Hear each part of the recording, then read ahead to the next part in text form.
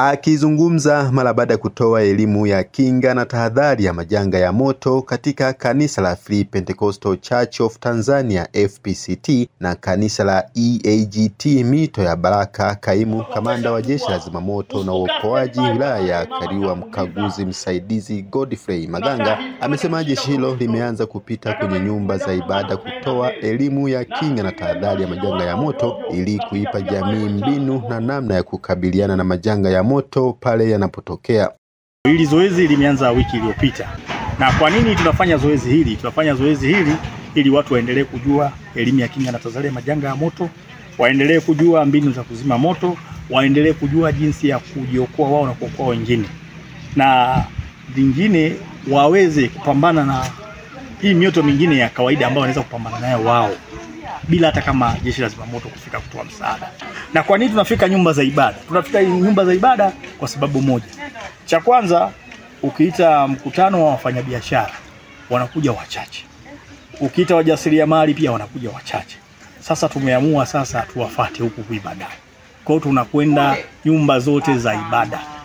Na hii haitaruka dhehebu yoyote. Ijumaa tutaanza kuingia pia kwenye misikiti. Kwa waumini wote watapata hii elimu ambayo ataipata shuleni, hataipata kazini, hataipata kanisani siku ya Jumapili. Mchungaji Mikaeli Mtabe wa kanisa la EAGT Mito ya Baraka, pamoja na kueleza alivyopokea elimu iliyotolewa, anasimulia moja ya tukio alilowahi kulishuhudia. Mimi binafsi niliwahi kumwona mtu ambaye aliwasha mafuta ya petroli akiwa nafikiri ni mafuta ya taa. Kwa ule moto ulivyomuasi, ulivyomuunguza, mimi kwa macho nilimuona akiwa anatokea tuombe Mungu, akalazwa Urambo, na hiyo ilikuwa ni ajali kubwa sana. Lakini kwa habari ya elimu inavyozidi kutolewa, watu wanajiepusha sana na uharibifu huo wa mazingira ya moto.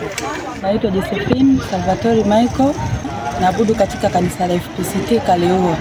Kwa kweli kwa mimi binafsi nimefurahi. Sijawahi kukutana nayo, lakini tumeona kwa vyombo vya habari watu wengi wakikutwa na majanga haya.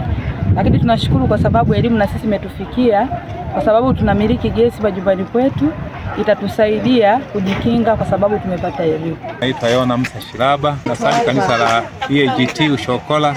Mimi elimu ya zimamoto nimepokea vizuri kwa sababu changamoto ya moto inatupata. Unapopata elimu tayari umekuwa umeokoa watu na umeokoa taifa. Naitwa Silas Musa, naabudu katika kanisa la FPCT Kaliua.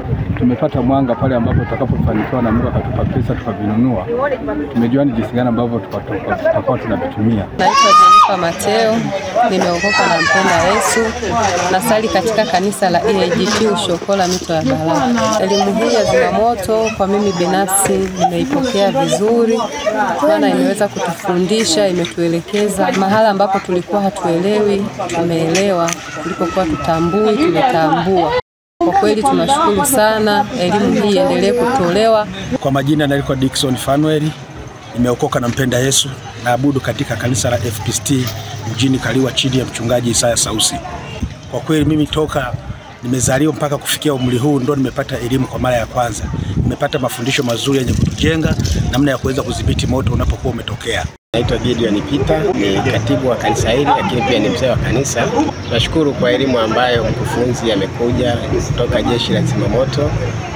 Ametoa elimu nzuri kwa kweli, maana ni moto tunaishi nao kwenye familia zetu. Tunatumia moto karibu kila wakati, maana bila moto hatuwezi kula. Sisi kwa yale ambayo tumepokea, maana yake tumepata kitu cha kutusaidia kuendelea kusema na waumini.